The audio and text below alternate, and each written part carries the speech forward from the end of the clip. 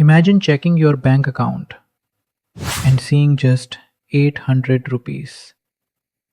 You have a laptop, a smartphone, a few useful skills, but no high paying job, no business, no wealthy family, and no idea where your first 1 lakh rupees is going to come from. Most people would look at that situation and think, I need a better job. But what if that's not the only option?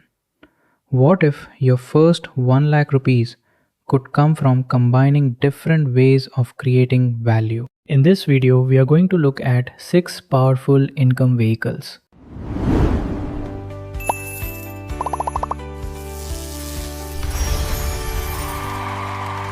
And the interesting part, you don't need to start with all 6. You only need to understand which one makes sense for you right now. Let's start with the fastest one. Turn a skill into cash. The first method is freelancing. And the reason it's so powerful is simple. You don't need to create a company before you can make money. You need a skill that solves a problem. Maybe you can video editing, graphic design, writing, coding, manage social media, build websites, or even help businesses with simple online tasks. The mistake beginners make is thinking, I'm not good enough yet. But you don't necessarily need to be the world's best. You need to be useful to someone. Imagine you know basic video editing. You find a small creator whose videos are getting views, but whose editing is inconsistent. Instead of waiting for a job posting, you contact the creator and offer to edit a sample. You might get ignored, you might get rejected, but eventually, someone may say yes. Your first project might only pay 500 rupees. Then another could pay 1500 rupees. Eventually, you could have several clients. And now you've learned something important. A skill becomes valuable when it solves a problem someone is willing to pay for.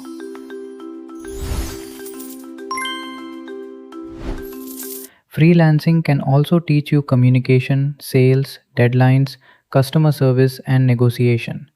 Those skills become extremely useful if you eventually want to build a business. But freelancing has one major limitation. You're still trading your time for money. And that's where the second method comes in. Create once, sell repeatedly. Imagine spending 2 weeks creating something useful and then being able to sell that same thing hundreds or even thousands of times. That's the basic idea behind digital products. You could create an ebook, a spreadsheet, a template, a design pack, a course, a checklist, a software tool, or a resource that solves a specific problem. For example, imagine you're a video editor.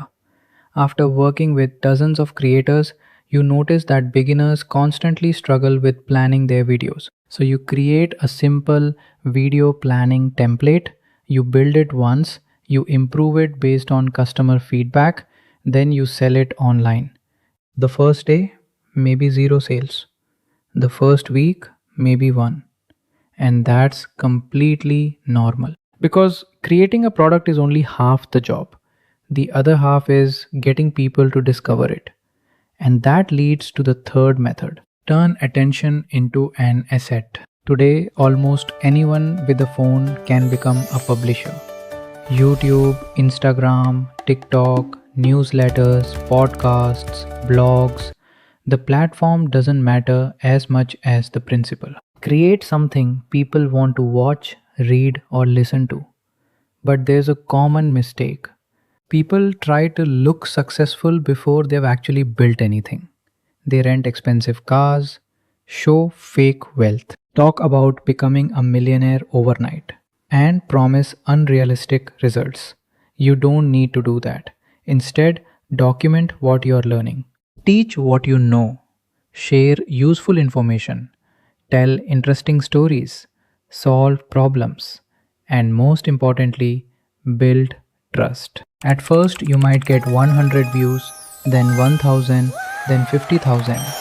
Maybe one video eventually reaches 100,000 people. Now something interesting happens. Your audience becomes an asset. One video can continue bringing attention long after you publish it, and that attention can eventually support digital products, services, sponsorships, memberships, communities, and other businesses. But content creation usually takes time.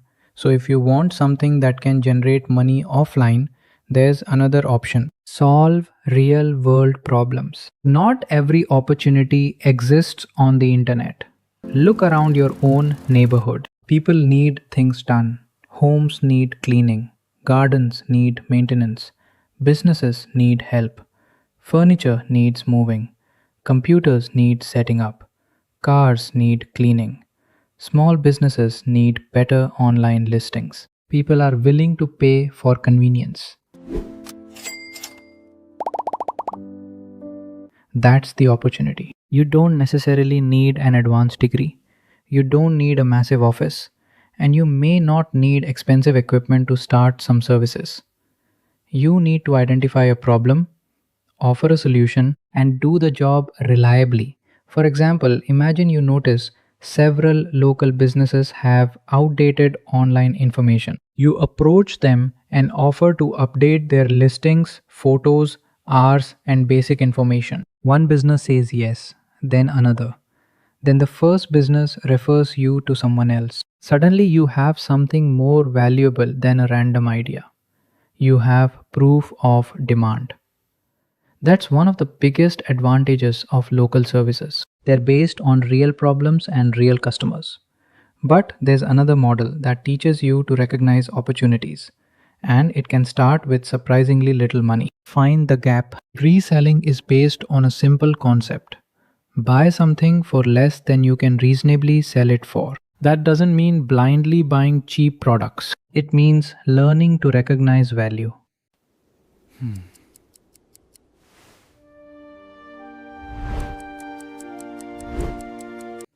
You might find an item at a clearance sale: a used piece of furniture, a collectible, an electronic device, a book, or someone that someone simply doesn't want anymore. You research what similar items are actually selling for, you buy carefully, clean it, repair it if you know how, take better photos, write a better listing, then find a buyer. For example, you find an item for 200 rupees. You discover similar items are selling for around 700 rupees. You buy it, prepare it properly, sell it for 650 rupees. After expenses, you might make a profit.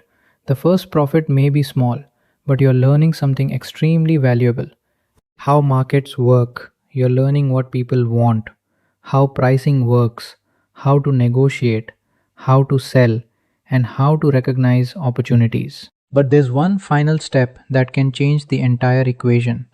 Because making money is only part of building wealth. Make your money work. Imagine you make an extra 5,000 rupees. You could spend it, or you could use part of it to strengthen your financial foundation. That's where saving and investing come into the picture. A side hustle can increase your active income. Freelancing can increase your cash flow. A business can create profits. But investing can give your saved money an opportunity to grow over the long term through compounding. The key word is long term. Investing isn't a shortcut to becoming rich tomorrow. There are risks. Markets can fall, individual investments can lose value, and your investment choices should depend on your goals, time horizon, and risk tolerance. That's why the goal isn't how can I get rich quickly. The better question is, how can I consistently create surplus money and put some of it to productive use? Now imagine combining the six methods.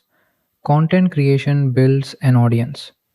Digital products turn knowledge into scalable assets. Freelancing helps you develop a valuable skill. Reselling teaches you how to identify opportunities. Local services create additional cash flow. And disciplined saving and investing give your money a chance to compound over time.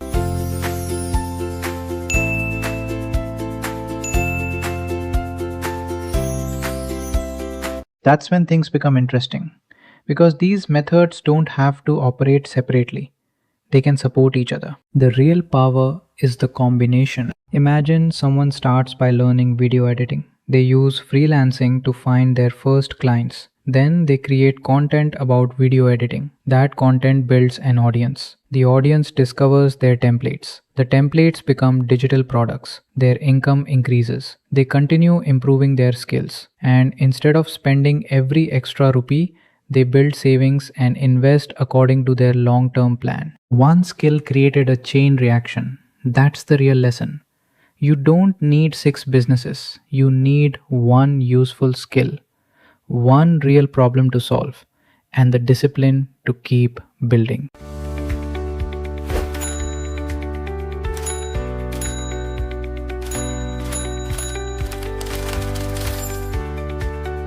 The 1 lakh rupees mindset. Most people hear the phrase make your first 1 lakh rupees and immediately think about the money. But the first 1 lakh rupees can teach you something much more valuable: how to find customers, how to sell, how to create value, how to manage money, how to handle rejection, how to build an audience, how to create assets, and how to make your income less dependent on a single source. Your first 1 lakh rupees isn't necessarily the finish line. It can be your first proof that you are capable of creating economic value on your own. And that's a completely different mindset. So, if you're starting with very little money, don't ask what's the secret to getting rich. Ask, what problem can I solve? If you have a skill, try freelancing. If you have knowledge, create a digital product. If you can communicate, build content. If you can solve physical or local problems, offer a service. If you can recognize undervalued items, learn reselling. And when you begin generating more income, learn how to save, manage, and invest it responsibly. You don't have to do everything. Pick one. Start small. Get your first customer. Make your first sale. Learn from the experience. Then improve. Because your first 1 lakh rupees doesn't begin with 1 lakh rupees. It begins with your first useful skill, your first customer, and your first decision to take action. And remember, money is the result, value creation is the skill. If you enjoyed this video and want more practical facts about money, business, and financial freedom, subscribe to Sathya Facts. Because the next idea you learn could be the one that changes what you do with your money.